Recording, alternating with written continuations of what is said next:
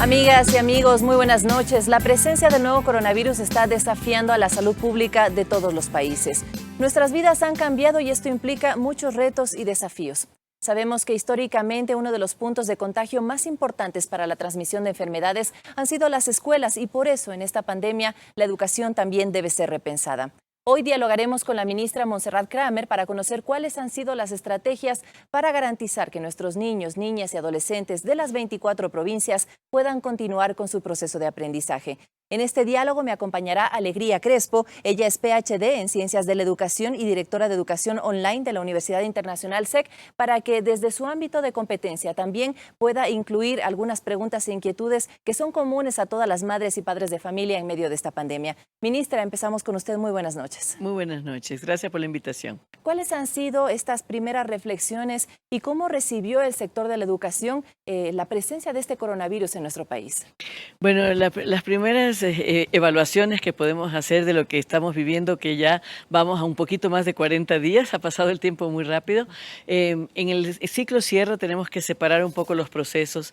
En el ciclo Sierra amanecimos un día en otro escenario, en otro mundo, y simplemente el mes de abril se suspendió el cronograma escolar y nos fuimos alineando además con un nuevo modelo pedagógico, con nuevas formas de acceso, nuevas formas de enseñar, nuevas formas de aprender. Quiero decir que aproximadamente 125,000 docentes ya se han capacitado. Hay cursos cupos para 500,000 de cursos para docentes. Hemos contado con mucha solidaridad de la academia, de fundaciones nacionales, internacionales, etcétera. Aparte de eso, hemos avanzado poniendo todos los lineamientos curriculares en la plataforma del Ministerio de Educación, y allí tenemos, sin estar en el cronograma de clases, tenemos 450,000 usuarios aproximadamente estables, más de 4 millones de vistas y 2 millones y pico de descargas. Pero también estamos trabajando a través de la radio con las 3 frecuencias diarias. Estamos avanzando fuertemente en teleeducación, que vamos a hablar más tarde, justo con la colaboración de UNICEF y PANC y de otras instituciones y universidades. Es decir, que yo diría que hemos dado pasos agigantados. También estamos imprimiendo guías docentes con cooperación internacional para la educación intercultural bilingüe, y están en 12 lenguas. Por primera vez, la educación intercultural bilingüe tendrá todas estas guías con una muy linda edición, aprovechando la circunstancia y la cooperación internacional. Ministra, a lo largo de estos 60 minutos con la educación, porque así se denomina este programa, vamos a ir desglosando un poco todo lo que ha comentado en esta primera parte del programa, pero vamos a hacer un recuento en la siguiente nota de lo que ha sido el desarrollo de las clases en el régimen Sierra y la región amazónica, entendiendo que en estos momentos se estaba cursando el segundo quimestre. ¿Qué es lo que ha pasado en estos días? Vamos a verlo y comentamos al respecto en un momentito. Las clases en la Sierra y Amazonía están llegando a su recta final y en medio del confinamiento muchos alumnos, padres de familia y docentes han tenido que acomodarse a las nuevas condiciones que ha implicado esta emergencia sanitaria. Esto nos ha motivado a que nosotros seamos personas más responsables. La plataforma está dividida en las 4 materias. En cada una de estas materias se encuentran unidades que van por semana. Tienen guías, videos, teoría, con la que luego te dan una actividad y tú tienes que realizarla otra vez. Son aproximadamente 1.300.000 estudiantes que suspendieron sus actividades presenciales para recibir clases mediante un portal virtual que se habilitó. Hemos tenido aproximadamente 1 millón de visitas, un uso regular de 200,000 usuarios regular, porque entran aproximadamente 95,000 al día, pero entran y salen. Sin embargo, este nuevo modelo educativo ha traído ciertos inconvenientes. Hay estudiantes y docentes que no tienen acceso a Internet y no cuentan con una computadora para continuar con su proceso de aprendizaje. En las zonas rurales no tenemos este alcance del Internet. Yo no tengo Internet en mi casa, yo no puedo hacer los deberes de mis hijos, las hojas que me mandan. Frente a esta situación, las autoridades aseguran que se ha reforzado la ayuda para garantizar el acceso a la educación con la entrega de guías docentes y unidades didácticas. Además, desde el 23 de marzo se emiten programas educativos por radio y televisión. Saliendo en 160 canales de 3 a 4 de la tarde con programas educativos, y también en 1,000 radios, en 1,000 estaciones de radios con diferentes franjas. Pero otra de las preocupaciones ha sido la carga de tareas, excesiva según varios padres de familia, y el costo de las pensiones de las instituciones, que en muchos casos se han mantenido y no se han revisado a pesar de que los estudiantes no asisten ni ocupan las instalaciones. Por lo tanto, pues sería bueno que las instituciones educativas tomaran mucho en consideración este tipo de cosas para que las pensiones se livianen. Frente a esta realidad, el Ejecutivo, en la propuesta de ley de apoyo humanitario, plantea que las instituciones educativas revisen sus costos a cambio de un apoyo económico que se les entregaría. La ley dispone una rebaja del 20% de las pensiones en todos los establecimientos, incluso en los universitarios. De esta manera, aliviar la carga económica para los padres de familia. El tema ahora se analiza en la Asamblea Nacional. Mientras tanto, las autoridades educativas anunciaron que para el caso de la Costa y Galápagos, las clases se postergan e iniciarán el próximo 1 de junio, desde casa. La idea es que los inconvenientes que se presentaron en el régimen Sierra y Amazonía sean corregidos y no se repitan. Ministra, de lo que acaba de reseñar nuestro compañero Fabricio Ceballos han sido múltiples retos y desafíos. De la información que usted ha recogido, ¿cuáles han sido los principales, tomando en cuenta de que en la comunidad educativa hay 3 pilares fundamentales: el docente, el padre de familia y el estudiante?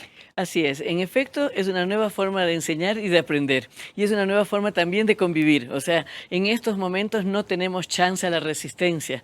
Tenemos que transformarnos y transformarnos juntos. Solamente quiero decir paralelamente que la gran misión ahorita del Ministerio de Educación y de la Educación en Emergencia es acompañar a las familias. Cada hogar del Ecuador está contando con un docente, que es el docente del niño o de 2 niños, 2 docentes, para canalizar no solamente el tema de aprendizajes, que va a venir con un modelo pedagógico diferente, es un modelo pedagógico basado en objetivos de aprendizaje esenciales, proyectos, en una evaluación mucho más cualitativa, no la calificación de lo bueno y malo. Es decir, es totalmente un modelo que, entre otras cosas, nosotros queríamos que vaya hacia eso antes de la epidemia. Por lo tanto, esta es una gran oportunidad de transformación de nuestro propio modelo educativo. Y en ese sentido, por supuesto, la familia toma ahora un papel protagónico, pero no tienen que hacerle, por ejemplo, los deberes a los niños, porque los deberes no tienen que ser difíciles. ¿Cuántos deberes deberían tener? ¿Y qué tipo de deberes? Nosotros recomendamos desde el Plan Educativo COVID-19, Aprendemos Juntos en Casa, nosotros recomendamos que un promedio de 2 horas diarias, depende de los niveles, por supuesto, de 2 horas diarias entre lectura y actividades. Actividades, nuevamente, que no es la actividad de haz 20 ejercicios de matemáticas, la monografía de 30 páginas para mañana, que toda la familia en Minga tiene que sentarse a hacer, porque no se trata de cumplir, se trata de que él ponga en práctica los objetivos esenciales de aprendizaje. Y en ese sentido, los deberes son aplicados al contexto. Por ejemplo, observa los hábitos de higiene de tu familia, registra qué propuesta tienes para irlos modificando y mejorando, y registra qué se hace cada día. Haz un diario personal de cómo has vivido el día de hoy, cómo mejoró tu comunicación con tus seres queridos. Por ejemplo, si estás ayudando a tu mamá en la cocina, ¿de qué manera ves que se puede aprovechar la comida si tú le pelas la papa? ¿Qué otra cosa se podría hacer con la cáscara de papa? Investiga y lee qué vitaminas tienen las cáscaras de las frutas. ¿Qué recetas puedes preparar para una mejor nutrición del hogar? Es decir, aprender habilidades para la vida y aprendizajes para la vida en contextos reales. Alegría, bienvenida también. Recordemos que está acompañándonos en este espacio por su trayectoria en el ámbito de la educación. Sus inquietudes para la ministra. Bueno, gracias por la invitación. Un honor estar junto a la señora ministra Montserrat Kramer. Y bueno, yo como educadora y como madre, pues tengo muchas inquietudes. Una de ellas, sin duda, es que, bueno, esta es una reflexión personal y a partir de eso mi pregunta. Veo que posiblemente en algún momento hubo un quiebre entre la familia y la escuela. Hubo un quiebre por falta de tiempo de los padres, porque ambos padres trabajan en un hogar, se habían dejado de alguna manera para después, o en un plano secundario las tareas de los hijos. Hoy, posiblemente los niños, los adolescentes, los estudiantes son quienes nos enseñan resiliencia, flexibilidad, adaptación, y quienes están más preocupados justamente son los padres de familia. ¿Ha contemplado con este precedente el Ministerio algún tipo de apoyo o una escuela para padres para que se sientan preparados anímicamente, académicamente, con fundamentos pedagógicos? Porque tomando en cuenta que pueden ser un facilitador, o también, por el contrario, podríamos pues, ser un obstaculizador del proceso de aprendizaje de los niños. ¿Cuál sería la participación activa del Ministerio de Educación frente a este protagonismo inminente de los padres de familia, sobre todo en momentos de pandemia y tomando en cuenta que podría ser un gran elemento transformador a futuro? Sí, por supuesto, estamos muy conscientes de estos tres actores que tienen que fluir la comunicación de manera permanente, cada uno con un rol un poco diferente. Con eso quiero decir, el docente es tutor, acompaña y facilita procesos. Los padres y madres acompañan, motivan a los hijos, no tienen que controlarlos ni darles haciendo los deberes. Es motivación, es cariño, es apoyo, es orientación. Y los niños, por supuesto, también tienen que abrir su curiosidad intelectual, sentirse motivados y hacer incluso experiencias prácticas y lúdicas. El Ministerio de Educación para eso emite guías periódicas de recomendaciones a las familias y no solamente a los padres, sino también a aquellas familias que tienen niños con necesidades especiales, porque eso es todavía más complicado. Pero aparte de eso, nosotros tenemos DECE, que es la Dirección de Consejería Estudiantil, y tenemos a todos los consejeros estudiantiles del país justamente recibiendo llamadas, atendiendo necesidades psicológicas, emocionales de las familias, y tenemos también la unidad de inclusión que da atención personalizada y llama a los niños con necesidades especiales a las familias para darles apoyo emocional, pedagógico, psicológico, porque aquí todos necesitamos contención y apoyo emocional. Lo necesitan los docentes, lo necesitan las familias y lo necesitan los niños y jóvenes. Lo que dicen los estudios hasta el momento es que cuando los adultos del hogar están bien emocionalmente, los niños están bien. Cuando los adultos están nerviosos, están tensos o deprimidos, los niños también. Por eso ahorita la familia es realmente una labor protagónica. Vamos a incluir también las preguntas e inquietudes de otros compañeros comunicadores. En este caso vamos a escuchar primero a Diego Oquendo. Le saluda Diego Oquendo de Radiovisión. Una premisa que proclamé siempre en prensa escrita, en radio y en televisión, es simple pero profunda. Con educación todo, sin educación nada. Pregunto, ¿qué aplicación efectiva tendría tal enunciado en la crisis actual? Gracias por la pregunta, Diego. En efecto, lo he dicho, todo. Sin educación, todo, sin educación, nada. Absolutamente de acuerdo. Tan de acuerdo que por eso, de manera universal, en todo el mundo, se han pronunciado todas las organizaciones diciendo la educación no puede parar. Y menos aún en un momento de crisis y de emergencia, porque es estratégica precisamente para acompañar a las familias, para canalizar situaciones, a veces no solo de aprendizaje, porque cuando hablamos de educación, estamos hablando de una formación y un desarrollo integral. Y eso significa que no solamente es cubrir contenidos como hemos estado acostumbrados o formas de enseñar y aprender como hemos estado acostumbrados. Estamos en otro escenario que no volverá, creo que nunca más a ser el anterior, y esperamos que no, porque decíamos la educación está en crisis. Perfecto, este es el momento de cambiarla. Vendrá un escenario mejor, un escenario repotenciado. Y con eso precisamente lo que acaba de decir Diego, estamos avanzando en un nuevo concepto de educación, porque la educación lo abarca todo, educación para la vida. Ministra, usted decía al principio que se ha trabajado mucho en el tema de la capacitación docente, y en este bloque queremos hablar un poco sobre la disminución de esta brecha digital, porque enfrentarnos a este tipo de situación, la educación a distancia, ha sido un desafío no solo para los padres de familia, sino también para los profesores que todavía no estaban familiarizados con estas herramientas. Vamos a ver un video sobre cómo se tienen que adaptar los contenidos y sobre todo cómo van a ser las evaluaciones a partir de esta nueva dinámica que nos ha exigido la presencia del coronavirus en nuestra sociedad.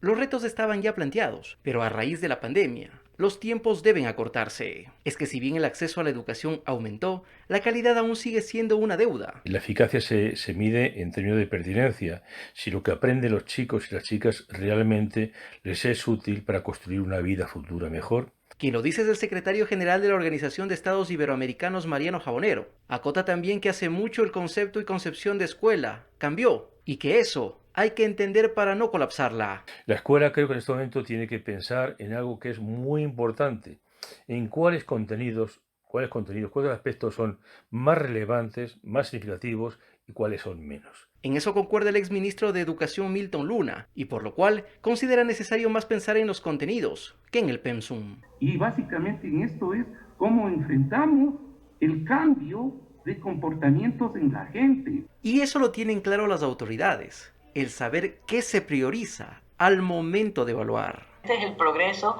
el esfuerzo, la creatividad del estudiante. No se califica si es que el estudiante cumplió 100% la resolución de la fórmula. Aunque todo esto da paso al mecanismo para lograrlo, y en el cual la deuda es aún más grande. Romper esa brecha digital que en nuestros países alcanza el 40% de quienes no tienen acceso a Internet significa una inversión fundamental, pues esto permitirá tener docentes y estudiantes formados en el uso de la tecnología. Para que nuestras escuelas, nuestra sociedad, nuestro sistema educativo sean realmente sistemas digitalizados, en los cuales todos los niños y niñas tengan las mismas oportunidades. En el país ya se pueden evidenciar ejemplos de cómo enfrentar este último pero vital reto. En el Colegio Alfonso del Hierro La Salle se trabaja ya con una plataforma digital. Creamos ya la plataforma Moodle, mediante la cual estamos subiendo recursos variados que permiten el aprendizaje en casa, seguro, solvente y de calidad. Y solo esperamos las directrices del Ministerio de Educación para arrancar el segundo quimestre con éxito. Con escenario y retos planteados, es el momento de salir adelante. Jabonero insiste en que este es un proceso que debemos asumirlo todos, o caso contrario, no lo consigue nadie.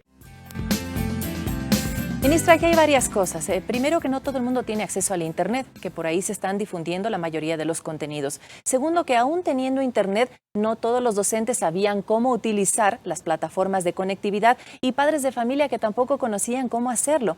¿Cuáles han sido las directrices en este caso para hacer que la educación pueda alcanzar a todos y a todos los estudiantes? Sí, en efecto, no todos tenemos Internet. Es el gran desafío y ha quedado develada la realidad. Y eso es bueno, porque es muy bueno transparentar las cosas. Y en estos momentos obligatoriamente avanzamos hacia ese cierre de brechas.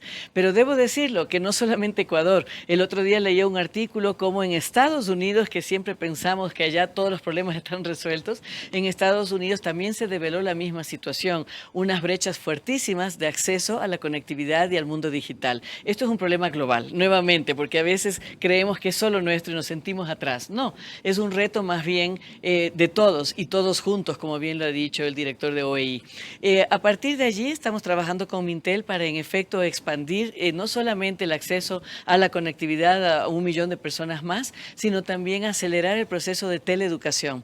La educación analógica alcanza un 95% de la población y también, por supuesto, seguir trabajando con la radio. En ese sentido, tenemos una cantidad de propuestas, estamos generando alianzas para avanzar rápidamente en eso. Y recordemos ejemplos en el Ecuador maravillosos. Irfeyal. Irfeyal trabajó durante 40 años y sigue trabajando con educación popular a través de la radio y ha graduado a miles de personas. Entonces, el hecho de los que tenemos que mejorar los instrumentos y formar a las personas para el mundo digital, que es el nuevo escenario real, no impide y no hace ni condiciona que paremos la educación. Son procesos paralelos y tenemos que avanzar hacia eso. Y la otra cosa, la formación de los docentes. Los docentes se están formando en 3 ejes. El uno, el manejo de las tecnologías, por supuesto. El otro, cómo trasladar el modelo pedagógico, porque no tiene sentido prender una computadora, conectar a un niño a una computadora y que sea la misma aula con todas sus fortalezas, pero también defectos, trasladada a la computadora. Si tiene sentido ahorita la tecnología es precisamente para una transformación del modelo educativo. Así que hay que formarlo también en eso. Y el tercer eje es el apoyo emocional. ¿Cómo centramos toda una verdadera educación en afecto, en comunicación, en diálogo, donde ahora sí de verdad está centrada en el estudiante y su contexto? Hablando de desigualdades, alegría, ¿aprenderán lo mismo los estudiantes que tengan la posibilidad de acceder al Internet y otros que tengan que formarse durante estos meses a través de la radio y la televisión? Es una pregunta, digamos, puntual y muy profunda. Yo creo que nos ha impulsado definitivamente esta crisis a acelerarnos, a apurarnos de cara a la 4ª revolución industrial, hacia el futuro de la educación. Nos hemos puesto a todos pues, en acción con el teletrabajo y nos damos cuenta que esto ha sido un curso intensivo para salir adelante. Con esta premisa quiero nombrar al gran analista económico y político Andrés Oppenheimer, que en un artículo que escribió en el Nuevo Herald, dice que el coronavirus, obviamente con todos los desastres y las tragedias que implica humanamente, podría traer una esperanza a la educación. Podría traer una esperanza ¿en qué sentido? Que se reduciría la desigualdad. Tomando en cuenta, pero bien lo que Vanessa justamente pregunta es, aquellos niños, aquellos estudiantes que no tienen acceso real a una computadora, a un iPad, a banda ancha, a Internet, ¿qué tan, digamos, qué equidad de condiciones tienen para aprender al mismo ritmo que los niños que sí, pues, gozan del privilegio del Internet y de los dispositivos tecnológicos? Es una excelente pregunta. Es decir, ¿cómo está el ministerio programando llegar a aquellos rincones donde realmente no existen estas comodidades? Porque tomando en cuenta que el 37% del país, de los estudiantes, acceden realmente, ¿qué pasa con el resto de chicos? Ahí quisiera un poco ya avanzar hacia el modelo pedagógico. O sea, quiero decir que en efecto ya hemos explicado cómo tratamos de garantizar este acceso hasta lograr más y mejor acceso tecnológico y digital. Pero eso depende también de la transformación y ese es el mayor desafío. Cómo transformar los hábitos de enseñanza de nuestros docentes para centrarnos en el desarrollo de habilidades para la vida. Exacto. ¿Cuáles son las habilidades para la vida ahorita? Lo que dice ahorita todas las tendencias de educación en el mundo, lo que dicen es no lo llenemos de contenidos porque la información está en todas partes. Lo que tenemos es que desarrollar habilidades para la vida como adaptación a la incertidumbre, toma de decisiones basados en una evaluación ética, cómo yo puedo argumentar, analizar diferentes perspectivas, pensamiento crítico, comunicación empática, manejo de por supuesto, de las tecnologías que estén a las manos, toma de decisiones y resolución de problemas, trabajo colaborativo y en equipo. Esas son las habilidades para la vida. En ese sentido, volvemos. La tecnología es excelente porque nos lleva a otros mundos y a fuentes infinitas de información. Pero si no has desarrollado las habilidades para la vida, es solamente un instrumento. No importa si es presencial, si es a través de la tecnología, si es en el campo, porque tenemos ejemplos en el país de escuelas en el mar, en la costa, muy pequeñas y rurales, maravillosas, donde los niños sin nada de tecnología, a través de prácticas con un modelo educativo totalmente innovador y participativo, están desarrollando estas habilidades para la vida. Cuando estos niños salgan de esas escuelas, aunque no hayan tenido contacto con la tecnología y tienen las habilidades desarrolladas, estos niños aprovecharán todos los recursos que les pongan por delante, sea una computadora, sea una persona, porque ellos sabrán tomar decisiones, sabrán desarrollar habilidades cognitivas y de pensamiento, sabrán solucionar problemas, hacer propuestas, respuestas con fundamentos éticos también y de argumentación. Vamos a escuchar de inmediato, ministra, tiene otra pregunta o un compañero o colega periodista, Andrés Ljungblad. Ministra, saludos. Mi pregunta. La alfabetización digital podría ser ahora un gran desafío a propósito de la educación virtual. Sin embargo, la mayor preocupación se centra en el acceso que estas familias, que los estudiantes, tendrán para el aprendizaje presente y futuro. ¿Garantiza que el material educativo llegará al poder de todos los estudiantes sin que esa distribución y entrega de contenidos genere un desbalance en el nivel de aprendizaje al momento que ellos regresen a las aulas? Sí, en efecto estamos, gracias Andrés por la pregunta, esa es nuestra obligación, cumplir el derecho a la educación por un lado y por otro lado garantizar el acceso. Lo único es que el acceso es muy variado y eso no es malo, eso no es negativo, insisto, lo ideal es que todos podamos transformarnos en un mundo paralelo complementario digital. Es decir, el escenario real siempre será, pero también es real que habrá un mundo digital paralelo. Y en ese sentido estamos trabajando ampliamente, pero además estamos trabajando en las otras líneas de acceso como teleeducación, que vamos a hablar próximamente, como radio, también las guías impresas, el trabajo en comunidades, trabajo presencial también, obviamente, porque hay que contemplar que este plan educativo tiene 3 tres fases. Ahorita es aprendemos juntos en casa. Estamos todos en casa y es una nueva forma de convivir. Luego viene un retorno progresivo a la escuela, donde tendremos que respetar normas de convivencia diferentes. Y eso implica también otra forma diferente de interactuar en la escuela. Y luego viene supuestamente la presencialidad o la asistencia total, pero no por eso dejaremos el desarrollo ya logrado de teleeducación, de educación digital y también de la radio y de otros medios. Así que más bien estamos complementando las formas de acceso que ya quedan permanentes para siempre. Ministra, ¿se puede adelantar un poco de fechas? Sabemos que ya la educación en el ciclo Sierra está avanzando, estamos próximos al mes de junio, que finalizará este año escolar. La educación en el ciclo Costa va a comenzar de esta manera. Pero ¿qué va a pasar más adelante? Estas tres fases que usted ha puntualizado, ¿tenemos una expectativa de tiempos de cuándo podrían cumplirse? En el ciclo Sierra, finalmente, como dices, acabamos así. En el ciclo Costa empezamos. Esperamos, porque no lo sabemos, ha sido todo totalmente incierto, pero suponemos que obviamente habrá este retorno progresivo quizás en 3 meses y a lo mejor en septiembre ya tendremos muy probablemente un nivel de asistencia grande, y ahí quiero recordar que también este retorno va a implicar algunos cambios, probablemente en horarios, en turnos de asistencia, días de tutoría, diferentes formas de agrupar a los estudiantes. Es decir, todavía se vienen más cambios, incluso a nivel presencial. Incluso la adaptación de la malla curricular, Alegría. Por supuesto, definitivamente, y escuchándole a la señora ministra, las habilidades blandas y la formación de la persona como tal cobran muchísima fuerza, ¿no? Es importante lo que están haciendo ahora. ¿Tu pregunta? Mi pregunta. El tema de, hay padres de familia que se me han acercado o me han preguntado qué tan efectivo en este momento es el homeschooling o educación en casa. Es una pregunta que ronda muchas familias por el mero hecho de que la parte económica está débil y están pasando tiempo en casa. Entonces, ¿cuál es la opinión o cuál es la preparación que tiene el Ministerio de Educación frente a casos de familias que quieran aplicar el homeschooling? Importante la pregunta, porque el Ministerio de Educación contempla en su normativa otro tipo de educación, que es la de distancia, que ahora se la llama educación abierta y que ya se aprobó por decreto firmado por el presidente, reformas en la educación abierta, que significa que a partir de la educación media ellos podrán tener acceso a la educación, y toda educación particular o pública puede ofrecer esto y toda familia puede escoger. Tendrán sus propios sistemas también de costos.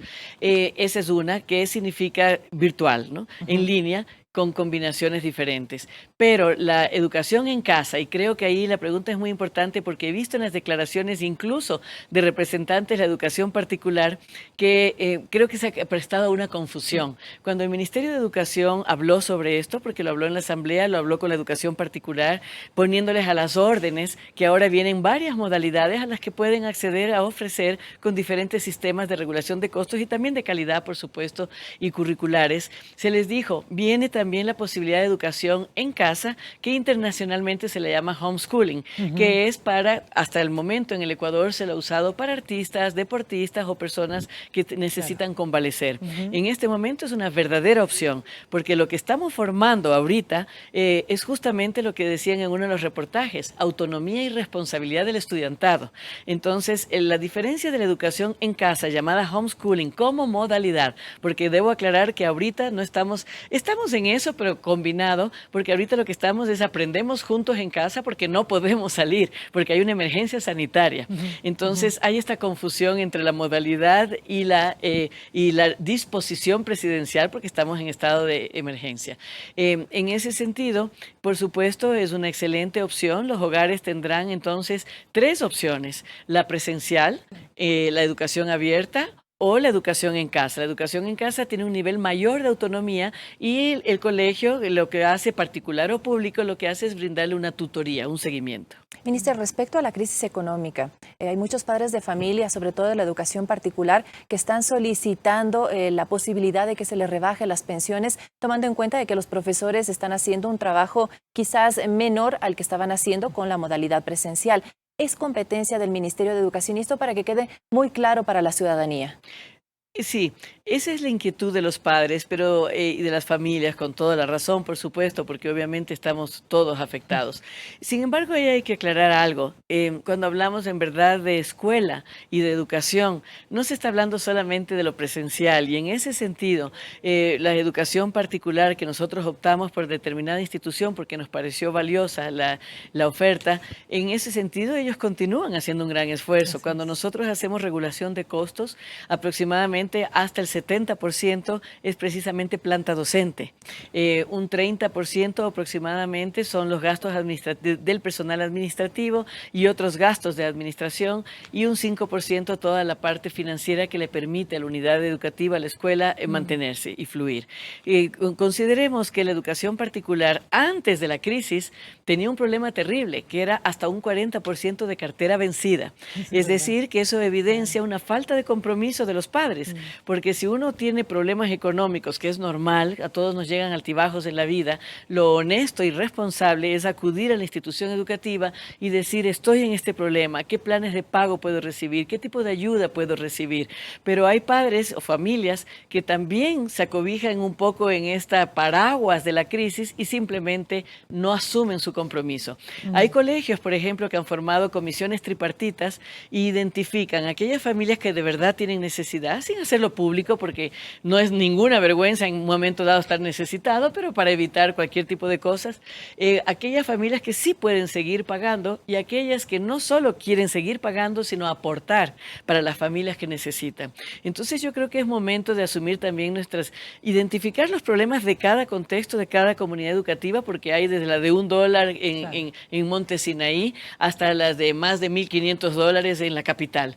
Es responsabilidad, es honestidad y es solidaridad de las dos partes. Acuerdos y compromisos por el bien de nuestros niños, porque la última consecuencia puede ser que se cierre en la escuela, por ejemplo. Pero no puede haber una disposición por parte del Ministerio de Educación de bajar los costos, ¿o a quién le compete dar esa disposición en el caso de que podría hacerse? Nosotros exhortamos a los acuerdos, nosotros regulamos costos, pero una vez aprobados estos costos, nosotros no tenemos la competencia para bajar los costos, no nos permite la normativa, pero en este momento, por esa misma razón, está siendo discutida incluso una propuesta de finanzas de descuentos con facilidades de financiamiento para las escuelas que den descuentos, y finalmente también la Asamblea tiene ese tipo de competencias. Estaremos esperando entonces, ojalá, una resolución positiva por el bien de la familia ecuatoriana, pero estamos hablando en este momento de teleeducación y queremos contarles, amigas y amigos, que desde mayo se reforzará el proceso educativo a través de un nuevo programa que se transmitirá por televisión. La tecnología y los medios de comunicación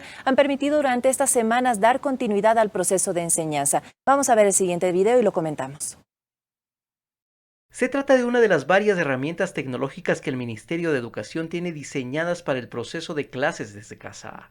recursos2.educacion.gov.es.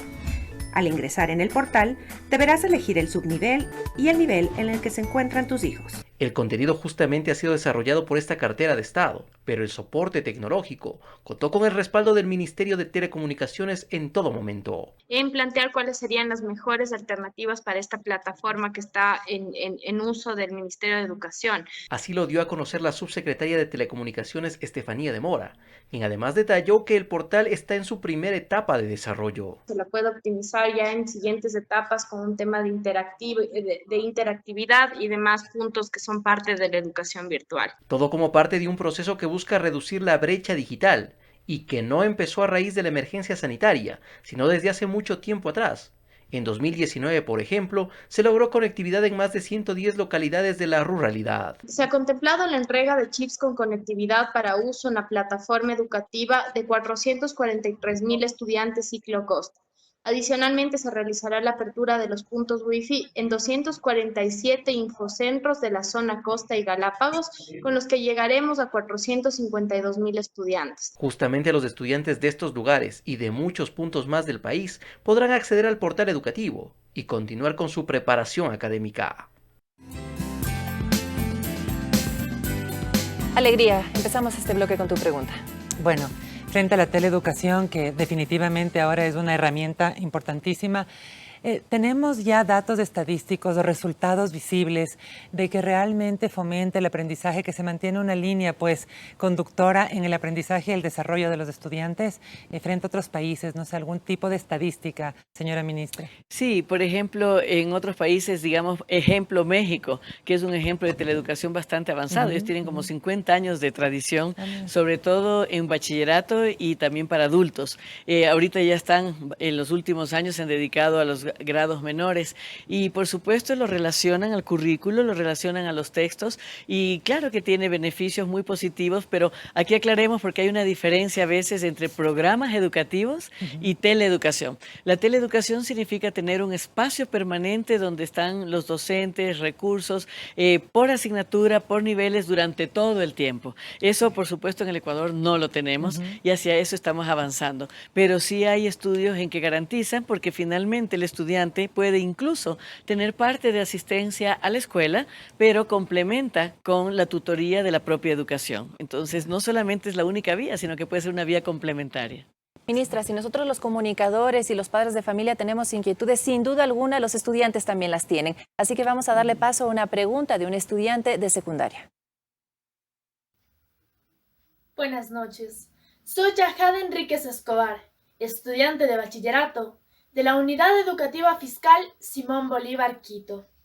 Agradezco la coyuntura que se ha dado en este espacio a los futuros bachilleres de la República para transmitir una de las inquietudes fundamentales que nos aqueja y que es concretamente sobre el proyecto investigativo de grado. Deseamos conocer cuáles serán sus lineamientos, plazos, temas y condiciones que se nos dará para su desarrollo, cómo se abordará su tutoría y su defensa, considerando que muchos estudiantes no cuentan con la conectividad necesaria. Con un enfoque en esta nueva realidad que vivimos, quisiéramos plantear que estos proyectos incidan positivamente en la construcción de un nuevo sistema estándar, más resonante y sensato, que nos ayude a salir de esta crisis. Bueno, muchas gracias. En realidad esa inquietud nos agrada mucho porque significa que nuestros estudiantes están preparados para asumir nuevos retos. Sí, en efecto, el examen de grado ya no será en este momento, no será, y ojalá así sea en adelante combinado, no será el examen donde solamente cuenta el aprendizaje de contenidos y la evaluación de esos contenidos. Será un proyecto que ahora que reinicia el cronograma escolar el 4 de mayo, recibirán los lineamientos específicos para eso. Se realizará por fases, tiene un componente interdisciplinario, se trata de identificar problemas y por ende también propuestas y respuestas, porque eso es otra cosa importantísima. En estos cambios de la educación es un desafío el que nuestra sociedad sea una sociedad de jóvenes responsables. Responsable significa capacidad de respuesta. Eso es algo que creo que hay que fortalecer mucho en todos los niveles de nuestra sociedad. Por lo tanto, tendrán los lineamientos y, como insisto, tendrán la tutoría permanente de los docentes. Por cualquier vía les irán orientando si está bien el esquema del trabajo, si el desarrollo a mitad del trabajo está bien, las fuentes y por supuesto después vendrá la entrega final, que será a finales de junio a través de un portafolio y se verán ya en ese momento los mecanismos exactos para la entrega del examen de grado. Pero precisamente se trata de lo que dijo nuestro estudiante, aportar a contextos reales, a problemas, respuestas y propuestas a contextos y problemas de nuestro entorno. Gracias, ministra. Y yo creo que, Alegría, en este tercer bloque deberíamos hablar un poco también de la asistencia que podría dar la UNICEF como órgano rector de la educación a nivel internacional y hablar sobre las experiencias de otros países. Por ejemplo, una de las inquietudes que tienen los estudiantes es qué va a pasar con estas actividades extracurriculares. No es lo mismo también aprender matemáticas que historia, que ciencias naturales vía telemática. Por supuesto, definitivamente es un desafío para todos. Y refiriéndome a las actividades extracurriculares, creo que también es momento de replantearnos y de una real transformación que busque y que vaya en miras a fomentar buenos hábitos de vida. Posiblemente los chicos también han estado saturados de actividades y creo que justamente a través del Mineduc y de la UNICEF y de una reflexión permanente de la sociedad podemos encaminar esas actividades extracurriculares a formar buenos ciudadanos, buenos lectores, realmente fomentar aquellas habilidades de por vida. Y justo alegría, y ministra, vamos a darle la bienvenida a Ana Bolonen, ella es oficial de educación de la primera infancia de la UNICEF, bienvenida, sobre todo para conocer qué están haciendo en otros países que podríamos replicar en el nuestro, tomando en cuenta de que no hay una hoja de ruta que podría aplicarse exactamente en todas las naciones, porque son realidades diferentes, condiciones económicas diferentes, pero cuéntenos un poco más, por favor, bienvenida. Muchas gracias. Primeramente, felicito por este programa. Es muy importante comunicar a todos los ecuatorianos, todos los que habitan este país, que educación en emergencias es un derecho. Es fundamental entender que es un derecho en sí, pero también a través de la educación uno accede a otros derechos. En este caso, estamos muy alineados con el Ministerio de Educación en promover apoyo psicosocial y protección. En cualquier situación de emergencia, encima de aprendizajes curriculares, siempre está la protección integral de la niñez y adolescencia. En ese sentido, la primera recomendación para cualquier país es asegurar que los niños estén sanos y salvos. Una de las recomendaciones de UNICEF a nivel global es, en este momento, también asegurar que a través de los canales de educación, de todos los medios de educación que se pueda creativamente aplicar, lleguemos con mensajes de prevención de coronavirus. Y esto también requiere un abordaje pedagógico. No es lo mismo aprender qué es coronavirus, cómo prevenirlo si tienes 5 años o estás en el bachillerato. Entonces, educación en salud, higiene, hábitos es fundamental. Y es solamente a través de educación que podemos llegar a tantos hogares en cualquier país. Entonces, eso es absolutamente necesario. La otra cosa es entender que bienestar integral significa que no elevemos los niveles de estrés. En este momento, con todo lo que estamos escuchando de niveles de estrés de las familias por la situación económica, por el confinamiento, por el hacinamiento en hogares en vulnerabilidad y tantos problemas de violencia que tenemos en el país, lo peor que podría hacer en este momento de educación es generar más estrés en los niños, en los cuidadores. Entonces tenemos que cuidar absolutamente ese estrés y proveer que educación en este momento sea un espacio de convivencia muy sana, tranquila, de resiliencia y también de promover nuevas formas de estar juntos en una situación complicada. Y más que nada es el momento de promover resiliencia, porque no nos queda más. Es como tal vez una de las pocas situaciones donde realmente todo el mundo decimos, no nos queda más que ser resilientes. Y resiliencia es una habilidad para la vida. Más allá de eso, también es muy importante bajar el nivel de estrés por el miedo que no voy a pasar el año o que voy a tener bajas calificaciones. Antes de la emergencia ya hemos podido evidenciar que hay un estrés grande, han aumentado los suicidios en los niños, adolescentes en el país. Entonces, en ese sentido, buscar formas de educarnos, de acompañar la educación de la niñez y adolescencia, tiene que girar alrededor de estos ejes. Así es. Más allá de eso, cualquier currículo de educación en emergencia simplemente tiene que escoger lo más esencial. No se puede pretender cubrir todas las materias, asignaturas. Y realmente, tomando en cuenta que tenemos un desafío enorme en el Ecuador por los bajos logros de aprendizaje, esta emergencia también nos presenta una oportunidad de replantear cómo nos organizamos. Claro, y hay que aterrizar un poco en lo que se viene, porque la situación, lo han dicho los especialistas, nos va a acompañar el coronavirus no un par de meses, posiblemente 1 o 2 años. Y de cara a eso, esa es la fórmula la que nos plantea Ana, ministra. Pero en el colegio, cuando los estudiantes van al lugar físico que es su colegio, hay estos departamentos de consejería estudiantil que están viéndoles a cada uno de ellos y pueden identificar algo le está pasando. Pero en estos momentos, en la teleeducación, ¿a quién recurren? Si dentro de su casa tal vez están viviendo violencia, si hay falta de comprensión, si no hay acompañamiento, si están tristes, si están deprimidos, por la situación socioeconómica de su familia, ¿a quién recurren? Justamente al mismo consejero estudiantil. Ellos están permanentemente llamando y contactándose. Tenemos números de teléfono a cuales ellos pueden llamar, como también tenemos mails que ellos pueden escribir correos y se les da una atención más prolongada.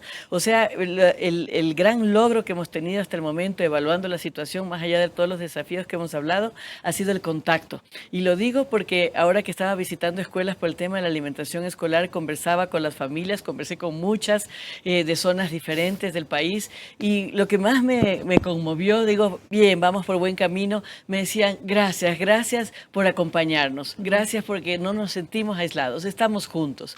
Y en ese sentido es eso, es el docente, es el consejero estudiantil, es el de la unidad de inclusión pendiente. Entonces, por más que estemos confinados a un entorno a veces difícil, sabemos y los niños saben que no están solos, y eso es lo más importante.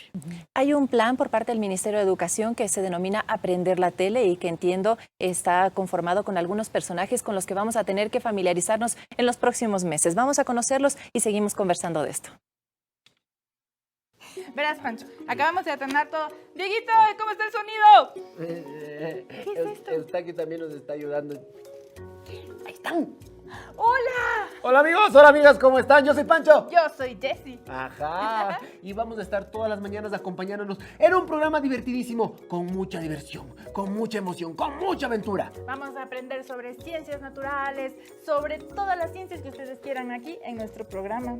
Aprender la Tele. Vamos a acompañarlos todos los días y nos van a hacer compañía nosotros también. Sigamos ordenando. Disculpen un momento, Eustaquio. Dale. Maquillaje, por favor. No tenemos maquillaje.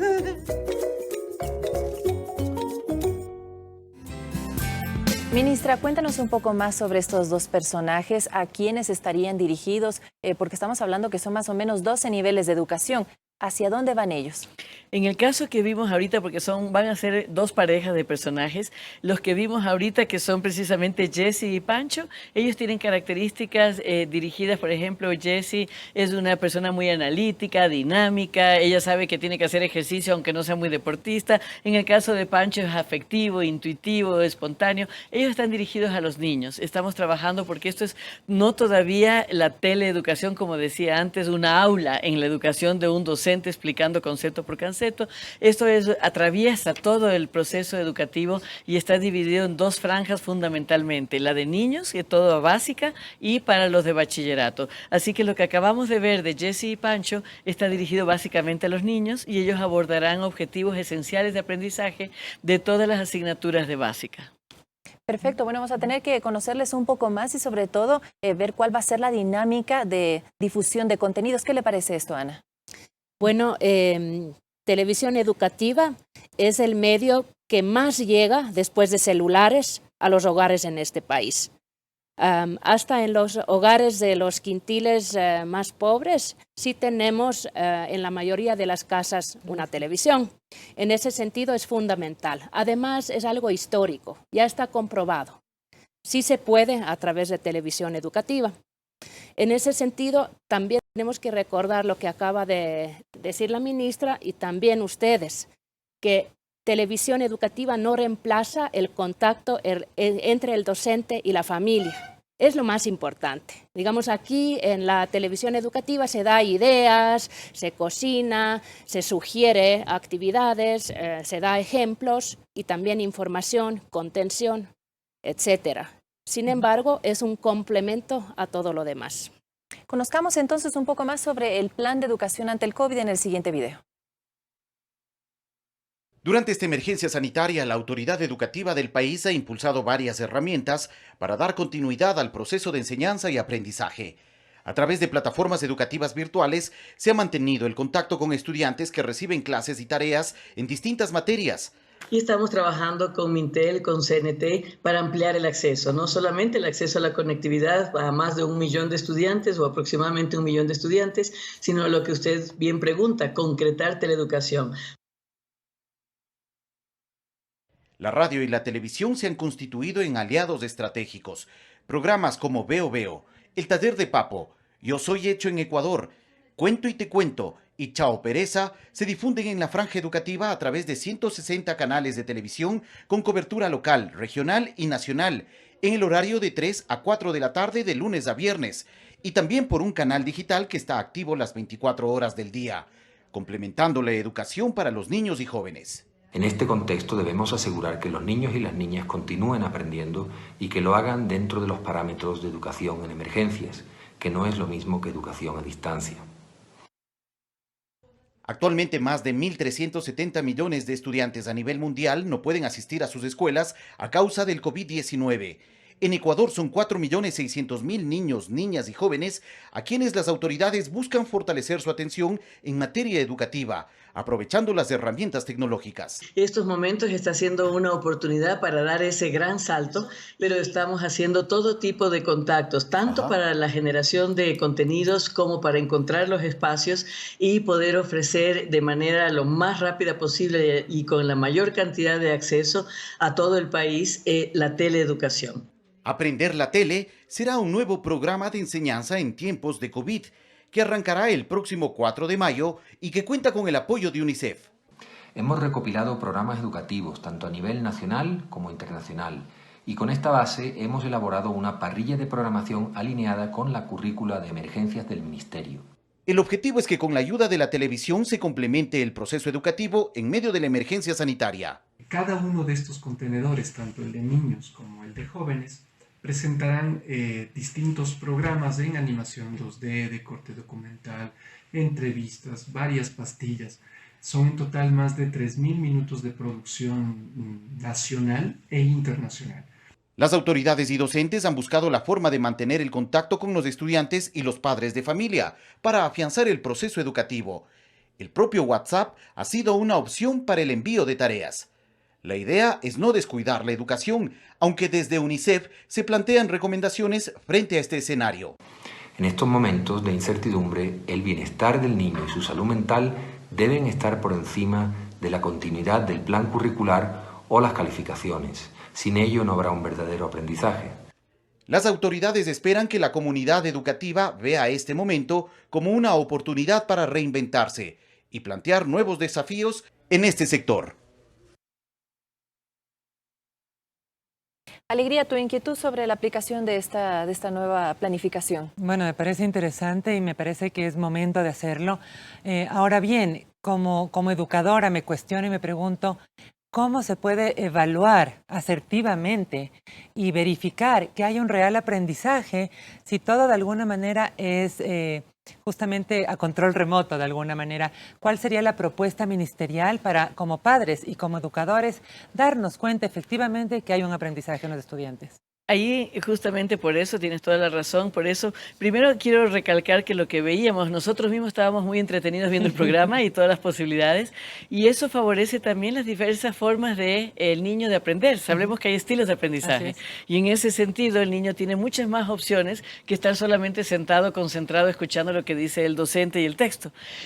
A partir de allí, lo que busca la evaluación, que como bien dices, es la evidencia de que él ha comprendido los conceptos esenciales y que los puede aplicar, porque finalmente si no le sirven para la vida, no sirve de nada el contenido.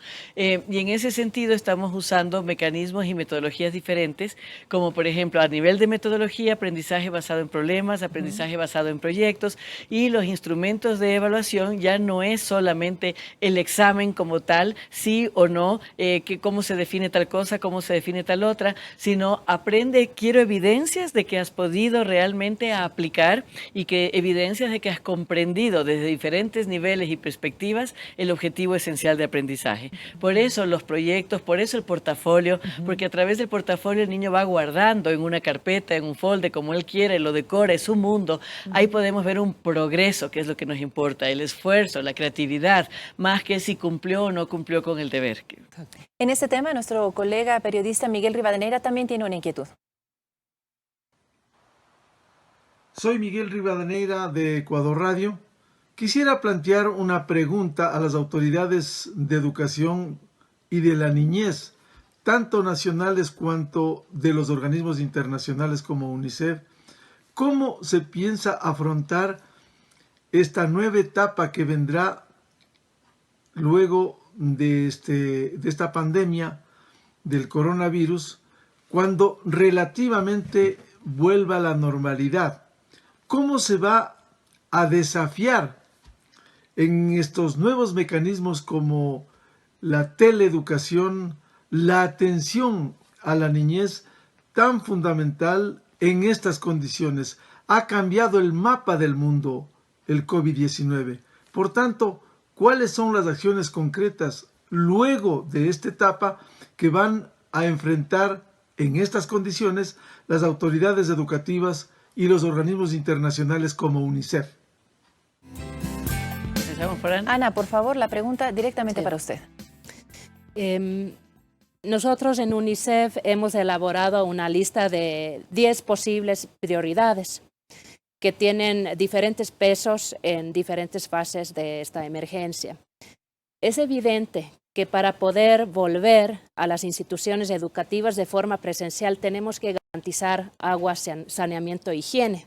Es esencial para el bienestar integral, pero también para prevenir la propagación del virus. Eso va a ser uno de los desafíos muy grandes que no solamente beneficia la superación de esta situación específica, pero sí es un problema que ha estado latente, que está ahí en varias provincias, en varios cantones del país. Por otro lado, por la situación económica y por la desnutrición infantil, los altos niveles de desnutrición infantil que sufren los niños menores de 5 años en el país, es fundamental mejorar la alimentación escolar. Por otro lado, la gran oportunidad de redireccionar la pedagogía, el enfoque pedagógico. Tenemos un desafío de bajos logros de aprendizaje. Probablemente, si vamos a seguir con lo mismo de antes y midiendo de la misma forma, vamos a ver un incremento de bajos logros de aprendizaje. Si logramos darnos un salto hacia la pedagogía que la comunidad educativa global recomienda, basado en proyectos integrales, en objetivos de aprendizaje que realmente sirven para seguir adelante en la vida, mejorar las condiciones, y para los contextos diversos, que Ecuador tiene un gran reto. Tenemos contextos diversos, tantos diferentes, lenguas de los pueblos y nacionalidades, etcétera. Es un desafío enorme. Por lo menos si podríamos avanzar un poco. Una cuarta prioridad absoluta es cuidar el bienestar de los docentes. Docentes son cuidadores, docentes tienen a su cargo muchos niños. Si los docentes no están bien emocionalmente, si no están equipados, es muy difícil imaginar una educación, tanto sea en este momento como en el futuro. Ana Bolonen, oficial de Educación y Primera Infancia de UNICEF, muchísimas gracias. Tomamos eso también como conclusiones y recomendaciones de este espacio. Ministra, simplemente para no dejar en el aire la recomendación que hacía en este momento Ana, la situación actual de los profesores. De manera breve, tenemos ya unos pocos minutos, pero están en este momento con sus remuneraciones al día. ¿Qué va a pasar con sus puestos de trabajo si estamos viendo que en este momento la situación económica también es bastante complicada? La educación ha sido siempre una prioridad para el presidente, como lo ha dicho él, para el gobierno y por supuesto para el Ministerio de Educación, y eso se lo refleja incluso en el presupuesto del Estado. El Ministerio de Educación es el que mayor presupuesto tiene entre todos los ministerios, y es precisamente porque tenemos un cuerpo docente sólido. Tenemos alrededor de 168.000 docentes en el sector fiscal y en total son 215.000, sumando todos los otros sostenimientos, entre esos el particular. Hasta el momento está todos los sueldos y todos los salarios al día, y por supuesto para nosotros es fundamental darles todo tipo de apoyo, como estamos haciéndolo a través de capacitaciones, acompañamiento, contención emocional, porque también, por ejemplo, en este momento los docentes de la costa están bastante afectados, incluso anímicamente, y están estresados. Eso lo comprendemos y vamos muy de la mano, no solamente con los docentes, sino también con los dirigentes gremiales. Tomamos las decisiones conjuntas de manera transparente, eficiente, para poder recibir siempre su retroalimentación de qué está pasando en el cuerpo docente. Estamos con total apertura, tenemos incluso sesiones de Facebook Live permanentes todas las semanas, 2 y 3 veces por semana, para que ellos planteen sus inquietudes y se sientan que se comunican directamente con las diferentes instancias del Ministerio de Educación. Lo más importante aquí es la comunicación, el diálogo, encontrar soluciones juntos y satisfacer las inquietudes en la medida que se van presentando. Ministra, mensaje final entonces para toda la gente que nos está viendo a través de este programa. Como lo hemos dicho a lo largo del programa, la educación no puede parar, no puede esperar, es indispensable siempre, como bien lo dijo Diego Kendo, es todo, con educación todo, sin educación nada. Seguimos adelante, pero seguimos adelante juntos, transformándonos juntos. No hay capacidad de resiliencia, como dijo Ana, ni de resistencia. Allí sucumbiríamos, así que vamos a salir adelante juntos y veremos atrás y tendremos un modelo educativo repotenciado. Montserrat Cramer, ministra de Educación, gracias, alegría también por tu presencia en este espacio. Encantada, para mí un gusto pues compartir temas tan relevantes. La educación es la base de la sociedad y solo yo hago un pequeño cierre rapidito de la revalorización docente. Es una profesión que merece todo el respeto, todo el apoyo y sí quiero aprovechar este gran panel para llamar a la sociedad a que revaloricemos al docente que en este momento daría todo por volver al aula y no puede hacerlo y está tratando de dar su 100% a través de la pantalla, así que revaloricémoslo. Absolutamente de acuerdo. Y a ustedes, profesores, muchísimas gracias por su compromiso. A los padres de familia y a los estudiantes, fuerza y ánimo. Es momento para unirnos y aprender de esta experiencia. Esto fue 60 Minutos con la Educación. Gracias a todos por estar en nuestra sintonía.